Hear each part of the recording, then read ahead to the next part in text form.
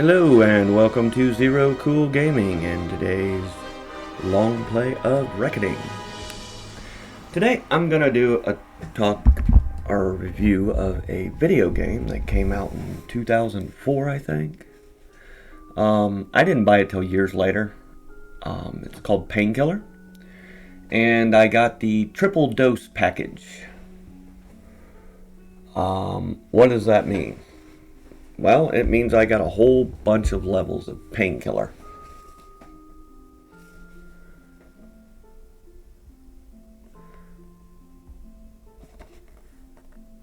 So I got Painkiller, Battle Out of Hell, and Overdose are the three that I got on here. First one has like 25 levels. It says more than 50 levels total. So there's 25 on the first one and 17 more between the other two. And that sounds about right.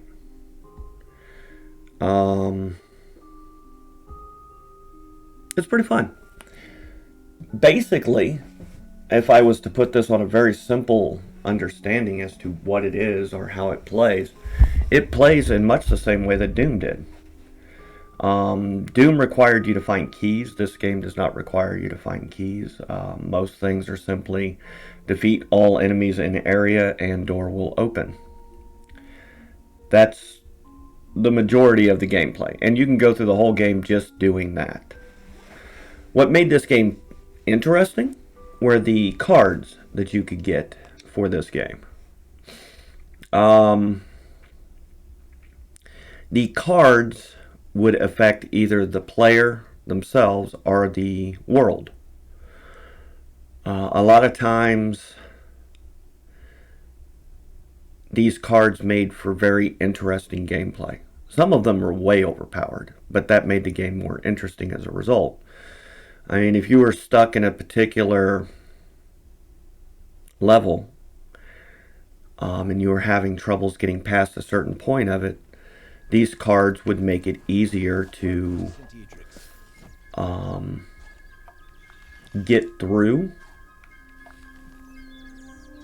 those areas. Of course, it depends on what cards you pick, what cards you've unlocked. But if you've unlocked most of them, and just place them. You don't even have to use them, just place them so that you have the option. That's really all that was needed, I guess is the way of putting that. Or all that would be needed. Nice to see you, my child. And yeah, like I said, these cards would help you get past I have a request. difficult sections. And I did have a few difficult sections in this game. A couple of bosses were pretty hard for me. There was a couple of sections within the level that were pretty difficult for me. And I used these cards to get past those. And they did an excellent job of doing that.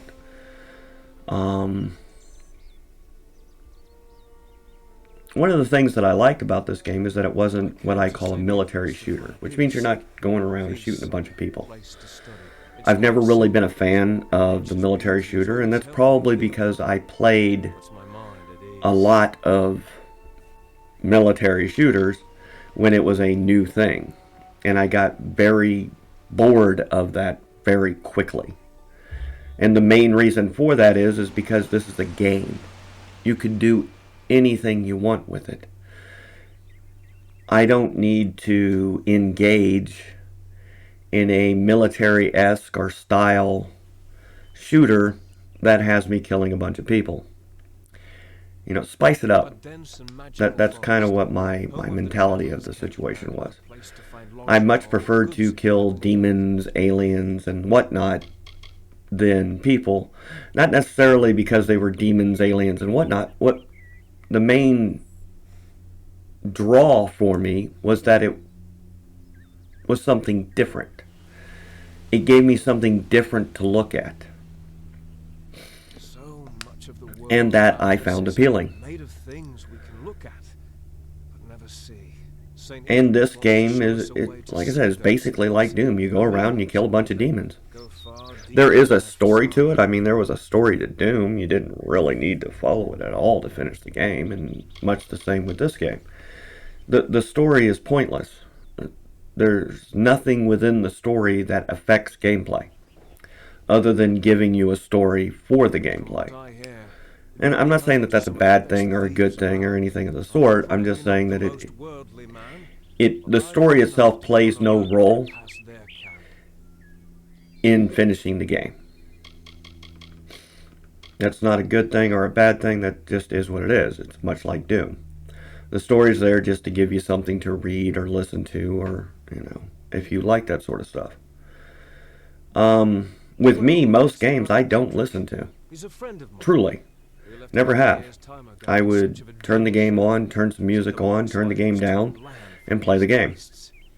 There are very few games that actually require you to listen to the game in order to play it. And even the games that require that only require it in very specific places.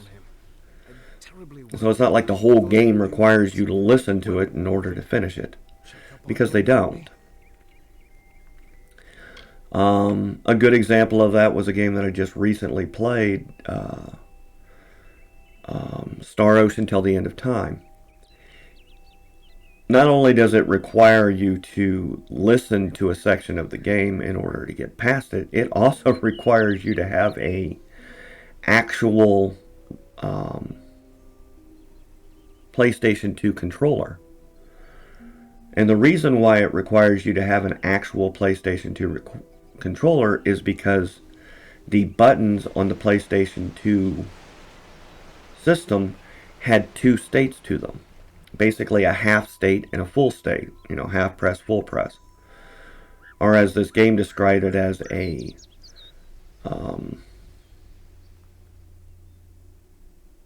soft press and hard press.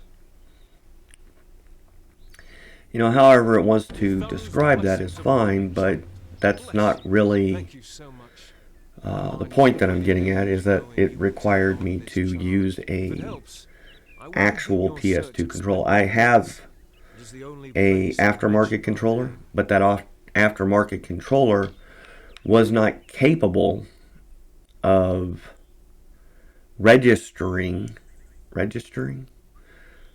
understanding a half press of the button, or a soft press of the button. So yeah, it took me a while to get past that section. I had to actually go online and order a couple of actual PS2 controllers and plug them in. And it's a good thing that I ordered two of them, because one of them didn't work. One of the controllers that I got didn't work. Luckily, the other one did, and that was my fear as to why I bought two of them at the same time in the first place, was that by doing so, the chances were better that I would get at least one controller that could get me past this point.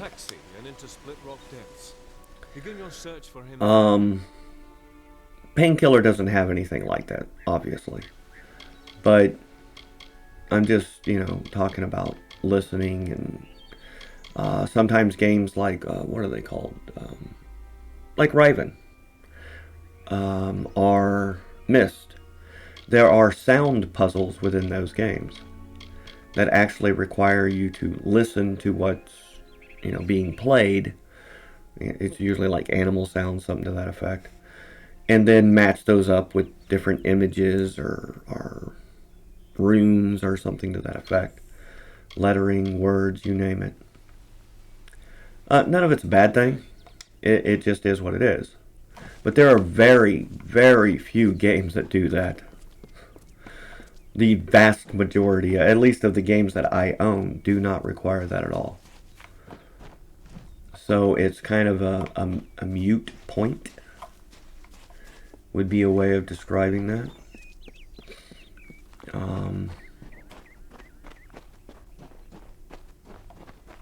Not a bad thing, like I said. It just is what it is.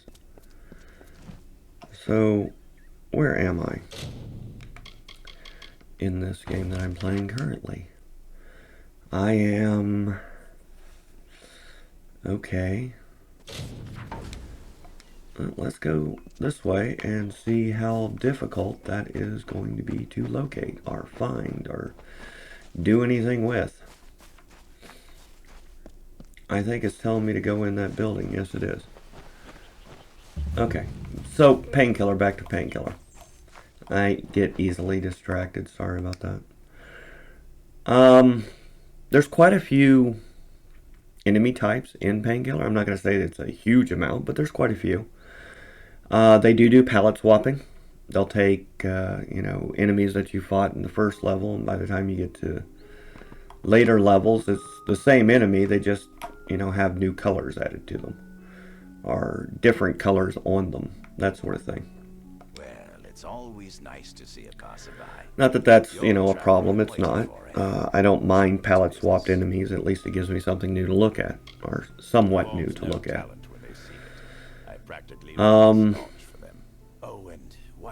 The gameplay itself, you've got several different levels of difficulty. If you choose the easiest difficulty, it's a pretty easy game. And it allows for you to search through the levels and find stuff and find secrets. There's secrets to be found. They're not like Doom secrets where you got to go through and push every wall until the wall opens up. They're more environmental secrets where you have to find boxes that can't be destroyed and then move those around and stack them in such a way that you can climb up on top of them to get up on top of roofs and things to that effect to access these secret areas. The areas themselves aren't necessarily secret. They're just not accessible until you have solved the environmental puzzle to get to it. And sometimes those puzzles are pretty difficult to, what's the word I'm looking for? To figure out, to identify even how to figure them out. And that's not a bad thing either. It makes you use your brain. One of the things I did like about the game is that it doesn't have respawning creatures or enemies. So once you clear out an area, you can spend your time in that area trying to figure out the environmental puzzle to get at the secrets before moving on to new area. I like that. There's even some puzzles that the way of solving it has nothing to do with solving some kind of environmental puzzle. It just happens to be you get to the end of the game, and rather than jumping through the portal that spawns at the end of the game, end of the level, rather than jumping through the portal that spawned at the end of the level, you backtrack through the level and you now can gain access to the secret areas because the doors that barred you before are no longer in your way. Basically, what happens at the end of the level is all the doors within that level open. They don't tell you this, but it is a thing that happens. And as a result, you can now go back, like I said, go back through the level. You don't have to worry about respawning enemies, and you can access all the areas that you couldn't access before. And usually those areas are defined as secrets. I say usually because sometimes you got to travel through that area or a few of those areas to actually get to the quote-unquote secret that they define that way. And then you can collect whatever's there. Usually it's like artifacts that give you a ton of gold. And gold is a good thing because you need a lot of gold for some of those cards. Yes, I was recently contacted. And the reason that I think they did that is because some of those cards that you can collect are way overpowered, and they know that. So they want you to have to collect gold without using it over several levels, possibly a few chapters before you'll even have enough gold to activate that card. So it's pretty easy, pretty interesting is the words I'm looking for. Wait, what is this? You're actually paying. I mean, it's been a pleasure doing business with you. I've hid the daggers in the she. There's a map in the strongbox upstairs that Um, points you to it. This key will the get you bosses in the levels are at the end of each chapter. Some of them can be kind of difficult, just because you don't know what you need to do. They've given you the... Well, I can't even say that. There are a couple of bosses that you can just shoot and kill. There is a boss that you need to solve an environmental puzzle in order to be able to kill. And there's another one where you've got to actually destroy his weapon before you can harm him. So it's little things like that that can be frustrating, because there's no... It's not like they had given you an enemy within the game, you know, a mob enemy, where you needed to do something like that. So there was no reference point when this giant boss has that as a point to defeating it. The swamp boss is pretty self-explanatory, even though it can also be frustrating. Mainly for the fact that, again, there's no indication throughout the level that this is a thing that can be done. It's just, it's odd how they did this. They created bosses without any prefaces on how to defeat them. Which, it can be very irritating. Very irritating. in the she. The key you bought off me. It's just one of those outside, things, just upstairs. truly. In there. Did I like the game? Yeah, I've only actually played it once. I did play all 3 of the parts to it, and I never touched it again. I don't even have an interest in touching it again. And mainly that's because I don't really like first-person shooter games, for the most part. They're just not my preferred game style. I prefer RPG games. Not necessarily the third-person RPG games that they produce today. What I think about what they produce today is they're trying to make a game for everyone, and by doing so, they create games for no one. And they truly, it seems like they cannot understand this. They cannot grasp the fact that by limiting your player base with games specifically designed for people who enjoy that type of game style,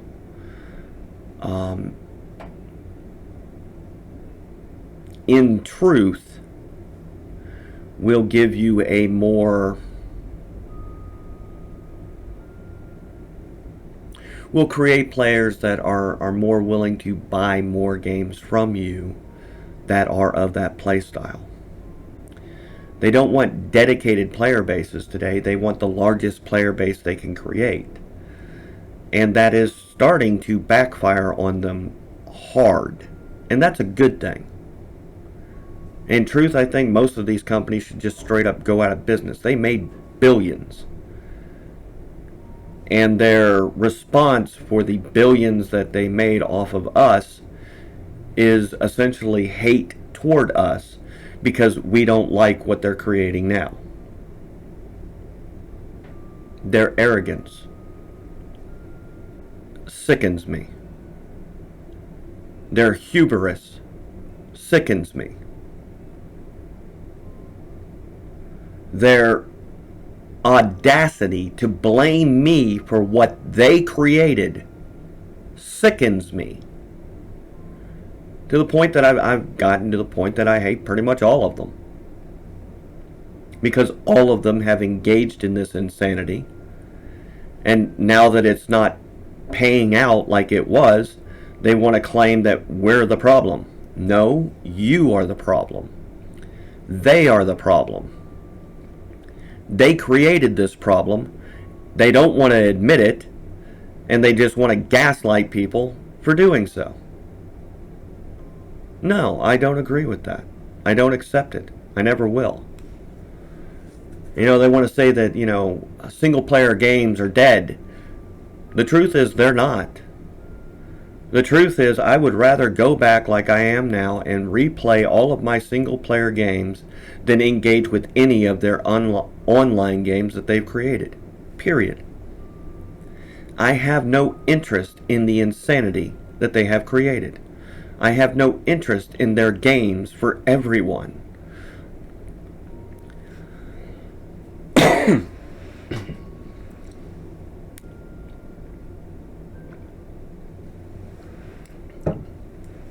Excuse me.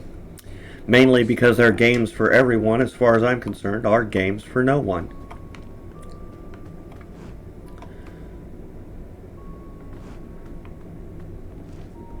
And they hate that.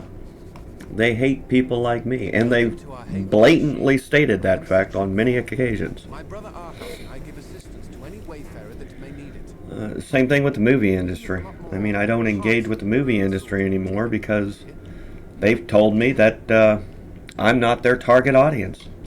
They've told me that they hate me. They've told me that everything that I believe and like and love and enjoy is, you know, makes me a horrible, evil, racist bigot. Well, if that's what you feel, then I have no interest in anything you create, even if it's something I might enjoy. It's not for me. It's not something that I'm going to engage with.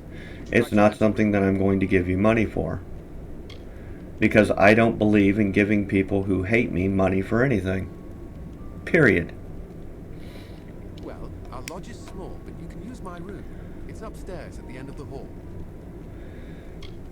And that's, you know, like I said, that's basically where I'm at with gaming today. They created this problem. Lies upstairs and at the end of the hall. They engaged in these activities. A dangerous place to And they've chill. tried to gaslight me and say that I'm the problem. Solitude I'm awaits not. change over the bustling ports of Rathir. I am just someone who enjoys gaming and has serious problems with what they've created in recent years. And if they have to go out of business in order for the gaming industry as a whole to correct this insanity, stop this insanity, and start making games for the player base that enjoys them again, then so be it. We've had several visitors from Detir tell us that they were savagely ambushed by brownies. One of the things that I've noticed recently is that some of these online games that they create, initially they just blatantly lie about how much money they made on those games. And they're able to do that because the law says that they can project, they can infer based on the amount of players who engaged with it freely, how much it is worth. And then, you know, 2 years later, when they're actually forced to disclose that information, come to find out, the game was created and, you know, not sold, but given to the public, and the end result is a net negative. Because not enough whales paid into their game to make it profitable. I say good, great, absolute wonderfulness. It is a good thing that people are waking up, seeing how all of these games are basically the same game, and they're refusing to engage with it anymore. They're refusing to pay for it. And pay for it is what I mean by engage with it. They're still willing to, you know, download it and play for a few hours for free, but as soon as they meet the first roadblock in doing that, they just stop playing and move on to new free game. If there are indeed a group of brownies attacking, then you must put a stop. Does that help? Follow the trail to Detir. Well, It is in the no. southern ship. Find the brownies. Truly, it would be much better if they just didn't engage with it at all. therefore limiting the ability of these companies to blatantly lie as to the value of the game that they created. But hey, baby steps. Gotta take some baby steps. They also don't want to admit the fact that many of those who are engaging in these games freely are children. Welcome to our lodge. Children whose parents obviously don't care about the dangers of a cell phone and the corruption that happens as a result of it, and simply give their children a cell phone because they think that it'll make them somehow more safe. It won't. And in fact, it makes them less safe, because now they can be targeted by the worst among us, and these children are so naive that they're willing to engage with those people because they don't know any better. Forms have always been traders. I took to the sea early in my life. Me personally, I never gave my kids a cell phone in that respect. I gave them a emergency phone. There were literally 3 places that they could call with that phone and nothing else. They could call the police, they could call my home, and they could call the fire department. That's it. Gunner showed up one day begging for help. Everything else on that phone was not just locked, it just wasn't available, period. Hiding more out of pity than anything. And there was no way for them to make anything else available, period. She managed to tell me You know, that's what I did with my kids. And they hated it. a threat. Absolutely hated it. I tried to help her as best I could. Even gave her my room. Well, everybody else has a cell phone. Everybody else has this. Everybody else has that. Well, and what I would tell them is you're not everyone else. And I don't feel safe allowing you that kind of unfeathered access to the internet, because I knew how degenerate the internet was. Not just degenerate, but dangerous. And as a result, they were never harmed by these people who would absolutely harm them. He couldn't wait to join me. My parents wouldn't let him. Said he was too young. After they died, the sea was the only place for him to go. One of the things that I noticed recently was Upper Echelon did a video where he created a profile with a burner phone. It's not bullets, bushes, it's brownies trying to take a bite out of my arse. The ocean. At least the thing's trying to eat me there. That said he was a 13-year-old kid. And he started interacting with TikTok. As a result, he ended up getting... And understand, this phone had all the parental stuff engaged, and it was active, and this, that, and the other. Within a few months of just using the phone and going on TikTok and watching what they recommended, within a few months he started getting child porn. Just straight up child porn. And you're going to tell me that that insanity isn't deliberate? Yeah. And what made it worse is that this child porn is designed to get around all of those restrictions, because it's not labeled as anything that would be restricted. He found that very disturbing. The reality is you can do the same thing with YouTube.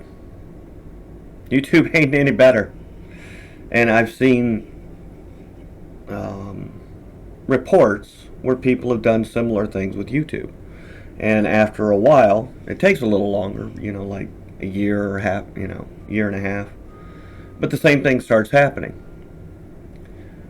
These adults who created profiles that said they were children started getting child porn sent to their phones.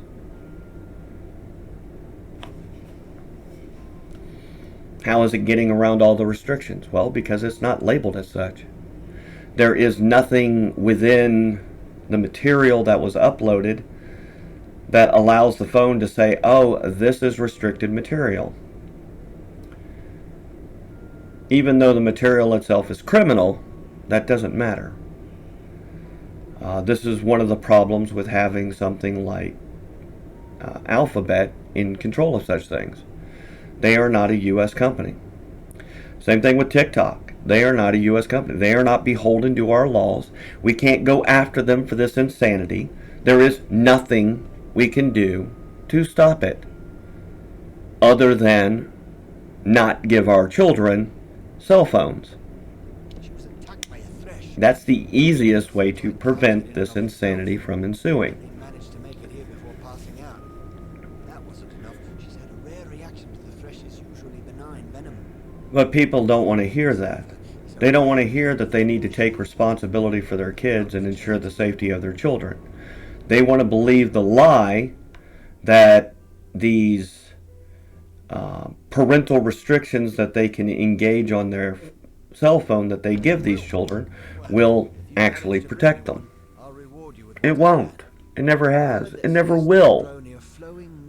Criminals will find a way around this insanity every time. Period. When I once wandered up there. And they do. Didn't go far enough to find out. Is she, you know? Oh. Well, that was a tangent. Anyway. Painkiller. Cool game. Fun to play. Enjoyable for a first, romp through it. Much like Doom. Truly. And that's going to be my rant for the day. I hope that you enjoy the rest of yours. If you could, hit the like, rumble, and subscribe buttons. And I'll talk to you later.